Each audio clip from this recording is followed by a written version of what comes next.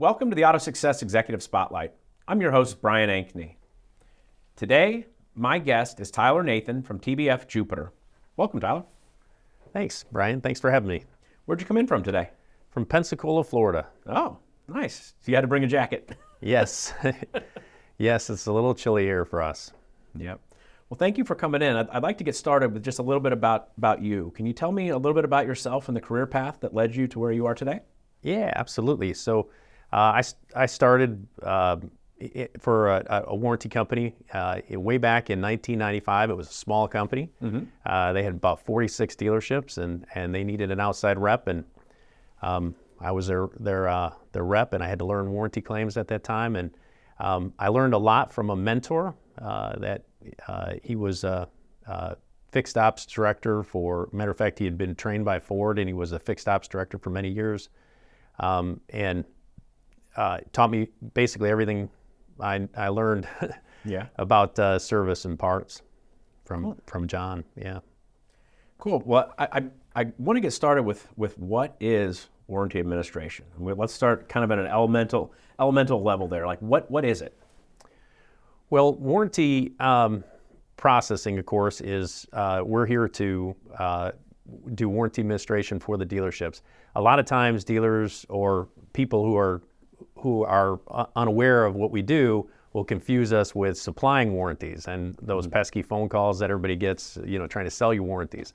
So a lot of times when I'm talking to somebody, I have to explain to them first, nope, what we do is we help the dealership get paid from the OEM. So we're just basically submitting the claim on their behalf.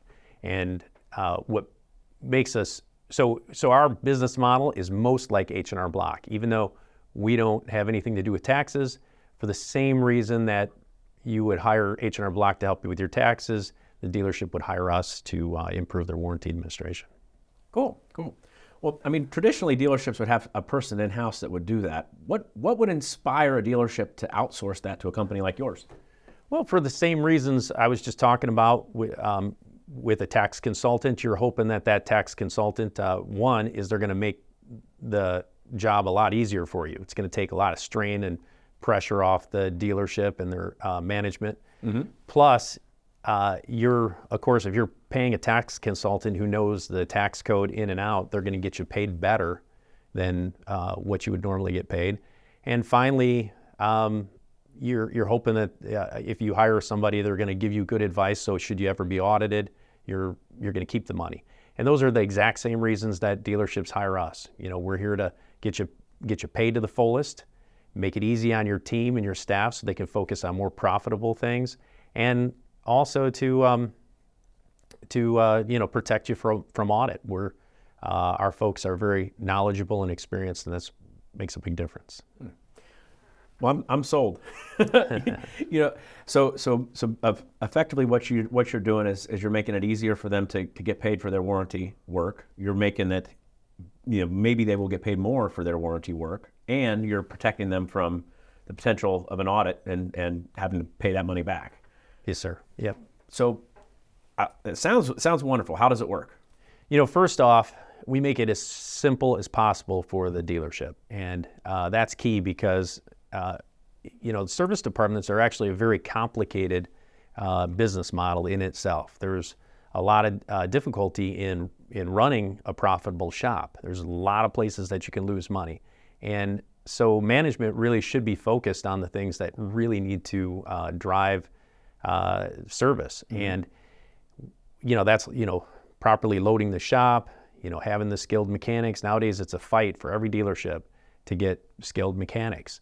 And so a lot of their management's time should be spent on these things, making sure that they're the tools. There's so many tools out there that helps them in the lane nowadays, mm-hmm. but how effectively the dealership utilizes those tools makes a big difference in their profitability. And so what our company does is by freeing up those, by making it simple, we're not going to slow your team down. We're going to actually log right into the DMS. So whatever DMS system the dealership has, we have, over 500 dealerships, and we connect to almost every DMS out there. And so we'll log right into the DMS, and from the DMS, usually right through there, we'll manage their open RO list. So that means what we're going to do is we're going to be processing all of their claims that are ready for us. Now, we're not going to take any claims, let's say that the advisor is still working on or the shop is still working on. So we wait for a particular indicator from the advisor saying that the work is done. Then we're going to put the labor operations in. We're going to close the repair order. We're going to submit it right to the manufacturer. And what makes us different than some of the folks out there in the business is that we have 4 employees that are assigned to every dealership. And those 4 employees are basically a warranty administrator, and then also a statements person, a posting person, and a schedules person. And so what those folks do is they make sure that our admins are able to process more claims by backing them up. And there's also accountability built into our company, and it makes it simple. But from the dealer standpoint, we're going to log in, we're going to process the claims and close them. We're going to help them manage the warranty schedule, making sure that it stays concise and clean. And if there's any aged balances, we'll actually be coming to the dealer and pointing those out on a monthly basis if there's any concerns on the schedule. Interesting. I want to talk a little bit more about the financial side of it. I mean, does it cost more? Does it cost less? I mean, it sounds like you're going to probably get more money for the warranty work that you're doing, but from a cost standpoint, what's that look like? Yeah, absolutely. Usually the service costs less than processing claims in-house. So and especially when you take into consideration the entire amount of time that your admin spends processing claims, if you just, let's say that the admin is only spending 75% of their day processing claims, you can take 75% of the cost of that employee and compare it to our services, and normally we're less than that. At the same time, we're going to free up service management, so we're going to save the dealership a sliver of time there. We're going to reduce some HR related to that employee. And we're also going to possibly free up, depends on how well the dealership utilizes the service, but we can free up their advisors and or technicians from looking up labor ops, because our system is fast enough that we'll flag the tax so that in time for payroll, which is one of the big pressures for a lot of dealerships. Wow. Well, I mean, that's a big deal in the competitive landscape of hiring techs right now. I mean, everybody likes to get paid on time, right? I mean, that's probably a big benefit for a dealership to have that done efficiently. Yeah, absolutely. So that is, a lot of times we find that dealerships, they'll have an in-house admin, originally who's maybe booking the labor operations, and that allows the techs to continue processing the claims. But almost invariably, when it's a single point of failure like that, they'll lose that admin and they'll be retraining somebody, and maybe that person, obviously is a beginner and isn't necessarily good at it, or they'll go through a period where they just can't do that and it falls on the manager. Then usually it ends up on the advisor's task list to take care of those technicians' time, and the techs get very uncomfortable with that because the advisors just don't have the training and the skill in that area, and they'll generally leave a lot of opportunities on the table, and that hurts, of course, what the dealer is going to collect, and it also is going to limit what the technician is going to get paid. So then the techs get involved. Well, unfortunately, that seems like, it does seem like a workable solution, and it gets it done, but the problem is it's hugely expensive for the dealer. Just 24 minutes a day from a technician looking up labor ops, and that's the minimum amount of time it'll take, will cost the dealership between $85,000 to $150,000 a year in lost sales. Because that 24 minutes per tech adds up to 2 hours of lost time per week per tech. Wow. And in those numbers I was giving you was for a shop of, like, let's say 10 techs. So it can be a lot worse than that if you're a very large shop. Wow. I mean, it definitely sounds like that warranty administrator position is like the bottleneck in the service department. I mean, boy, if somebody has a health issue or, even a vacation, everybody goes on vacation, right? So, like, what does a dealership do when their person goes on vacation? Yeah, it's tough. Sometimes the service manager will flag them the best they can, and of course that means the service manager is spending hours in his office during that time. Or again, they'll train the advisors to do it, and then the advisors just do the best they can at it. And then, now sometimes they'll let the work pile up. They'll do that for payroll purposes. And then when the warranty admin comes back from vacation, they inherit, 2 weeks worth of extra work. Oh, wow. Welcome back. Yeah, that's right. Then they wonder why it's hard to keep them, Yeah. So, yeah. I imagine when a dealership goes from having a person that's in the building to using a service like yours where the people are not in the building, communication is probably vital and very important. How do you set that up, and how do you make that kind of an easy process? Yeah, absolutely. You're exactly right on. One of the things that we do is make sure that communication is set right from the very beginning. So during the sales process, we do an online presentation normally, unless you're close to Pensacola, then I might actually drive out to see you. But most of the time what we do is we'll do an online presentation, and in that presentation we're going to go over the importance of writing good stories, that from the very beginning, what that takes. And that's a requirement that exists for all dealerships for their techs anyway. So what we do though is we want the advisors to take just a quality check of that ticket, make sure that 3 C's are in the story, make sure the parts are charged out, make sure any prior authorizations are collected. And then what we do is to enhance that, we send our rep, either myself and or David Jones, who's got 40 years service experience. One of us come out to the dealership and we spend a day at the dealership. And during that installation, we're going over a lot of details with the compliance stuff, audit liability and requirements, so that the dealership's aware of signatures that they need to get, prior approvals, and all that sort of thing for that OEM. And then also we go over this communication aspect to really nail down how to make the program as smooth as possible. So the way that happens is, of course, by getting as much information in the DMS as possible. So that way, when our admins go in, they can read the technician's story fully, right from the tech, preferably, and also they can see the time punches that the tech put on there, so that we can collect any straight time or additional time. And then if there is weakness in the claim, it's important that the dealership is prepared, so that when we reply and send them a notification that we need additional assistance, that information gets back to the source. And that is generally the advisor who wrote the ticket, is getting paid a commission on the ticket. And that way our biggest goal is to not turn that service manager into our assistant. We want to make sure that we help that service manager manage his team and give him the tools he needs to manage his team, so that they can improve the quality of their warranty without bogging him down.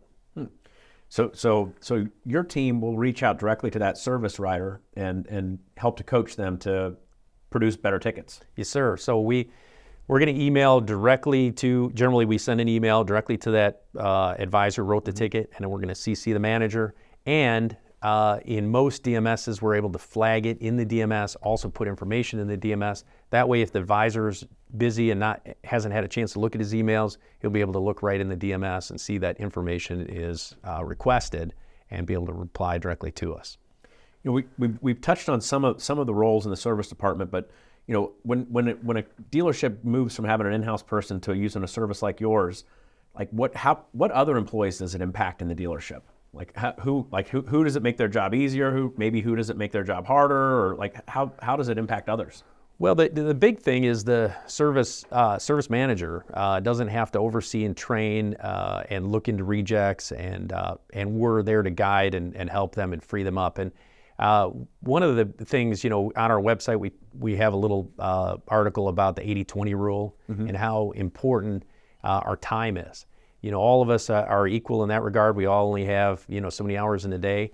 And so where your focus is where you want your management team focused on improving your dealership's business. And improvement in service comes from taking care of customers, comes from making sure that the vehicle's fixed right the first time, and make sure that there's that that professionalism in the lane, so that customers feel confident and trust the dealership. And if you really build that in and you sell cars on the front end, you're going to have plenty of warranty work. But unfortunately, with warranty administration comes a lot of other distractions. Claims that are going to get held up, claims that are, that require a lot of additional time and energy. And so by having us work on those for you, for the dealership, they're going to, it's going to really free up their service department so they can focus in that area. And then we kind of already touched on this earlier with the technicians' time, but if you have technicians who are looking up labor operations, not only does the OEM strictly discourage that for multiple reasons, because sometimes the technicians will ask for more than what they should be, based on things that they didn't necessarily do to come to that conclusion or make that repair. Mm-hmm. But the main reason that the dealership doesn't want to do it is the cost of it. It is hugely expensive to their productivity if they have the technicians, if they slow them down to look at labor operations. So the best thing to do is, again, make sure that the story is written right, make sure parts are charged out properly, prior approvals, and then our skilled, experienced warranty administrators will go ahead and process the claim, book the tech within the payroll time. Interesting. It seems like it's in the news all the time. I mean, it's not just dealerships, but every business. I mean, compliance and data security is an issue that everybody has to deal with these days. How do you make sure that the dealer's data is safe when you're working with them? Yeah. Well, first off, we do connect with a lot of groups, and some of them are publicly traded groups, and so we have a skilled, experienced service director who ensures that all of our employees have laptops that are provided to them that we control and own and manage the software on it. Mm-hmm. But our admins, we're not pushing and pulling any data, so we're not logging into the DMS and extracting data and manipulating it and then shoving it back in. I'd always be concerned about a company that might do that, because anytime that you're writing data into the dealership system, and there could be, who knows, computers have issues all the times, and these are very important records that they're impacting, and it could cost that dealership a lot of money in errors. And in our case, we're just accessing the system like the dealer would access it. So they're providing us a login and password, and it's a remote access. We actually have, there's more security because we have a VPN, virtual private network, that we're going to first connect to, and that's going to require, login and password there, and then a second login and password into the system. And once we're into the system, we're only going to have access to what the dealer has given us. And again, the computers that we're using to access the dealer system are all managed by our IT director. And have virus protection and so forth. Well, I'd like to ask you about the differences between OEMs. I mean, each one has a little bit of different process and different things that they require. For a company like yours, is it important to have people that are dedicated to particular OEMs, or can somebody just kind of do them all? No, you're absolutely right. A lot of warranty is similar, but so are languages. You think about most languages and they're similar, but yet speaking multiple languages is very difficult to do. And what we find is that most people can do one or two lines well. And so in our business, we're not in a situation, we've got so many dealers that we're able to take our admins, we're able to find an admin who's experienced and skilled in a particular OEM, mm-hmm. and we can load them up with so much warranty work in that particular OEM that usually they might only process one OEM for us, maybe two. Mm-hmm. But we don't have any jacks of all trades. And that is one of the big things about our company too, is that we're always going to make sure that we have skilled warranty administrators available when a dealership calls us. Sometimes dealerships wait until they're in trouble. So maybe their admin quit, maybe they quit a little while ago and they're already behind, or maybe they tried to rehire and the new rehire didn't work, and then they call us and they're in a bind. Now, most of the times we can help them, mm-hmm. but there are times when maybe we've taken in a lot in that particular make, and one of the things with our company is we're never going to take somebody who's not skilled in that particular make and assign them to your account. So we protect our current accounts that way by not overloading our admins, and we make sure that we protect the new business by being able to provide them with quality admins.